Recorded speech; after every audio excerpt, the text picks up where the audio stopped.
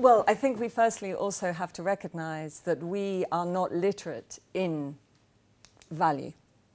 We neither understand what all of our wealth rests on. I know very few people that understand the science of ecosystems, of ocean acidification, soil health, climate change, mental health. These are the issues. This is the base of value, and that we all collectively rely on. So yes, but. And so we need to educate ourselves to be able to have actions that do align with our well-being, both personally and collectively. In terms of measurement then, we get right into the very heart of this issue. There are certain sureties around value, like a healthy climate, like a healthy soils, right? These are like, we need them, right? That is not something that an individual can assess or go into a shop and say, I'm going to buy something that's going to assure my healthy soil. This is where the role of government or systems come in, to make sure that we're safe from these boundaries. And we need to measure those things and understand our balance of payment on these critical factors. Then it gets closer and closer to us. A company can think, how well are my staff? You know, this is valuable. I understand it. So we need to be counting the non-financial capitals. We need to be measuring that.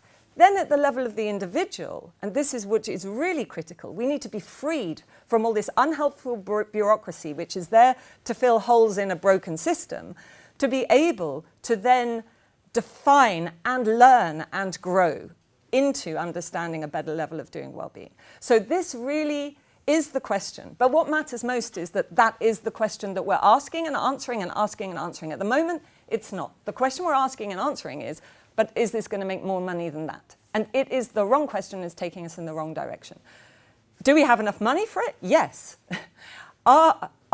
Is the government creating laws that enable us to get that money in a way that's not actually harming the system? This is a good question, right? These are the money questions we should be asking. So in answer to your final question, of course, the book, Beyond Profit, Purpose-Driven Leadership for a Wellbeing Economy, that is where the answer to this question for me lies. In shortcut, it is to say the first thing we need to do is to diagnose, right? If we want to do more harm, and that is the definition of a purpose-driven organization, you are not just not doing harm, which is the best we're doing at the moment. We're saying to organizations, take resources and just don't harm them. That is not an innovation agenda. It's got to be that you're actually contributing something with those. So diagnose, you know, how much harm are you creating versus not? That means you've got to get to know the science. You need to understand your role and what your decisions affect in the world. Then you have to decide, where do I want to be? You know, maybe I don't want to be a company. Maybe I just want to try and play the game. If that's who you are, then fine, but own it and own up to it. Don't pretend to be something that you're not. If you want to actually contribute, leave a good legacy and be part of a citizenship and a country that's going in a good direction, then this is where the standards come in. You have to get clued up about governance and purpose, and ISO 37000, when it's launched, end of next year, will be the tool that we can all have a global conversation about this. And if it's not right, let's change it. But the point is, we have the platform at last to ask and answer these questions. And I thank you all very much, by the way, for asking and having a debate about these questions. They're critical.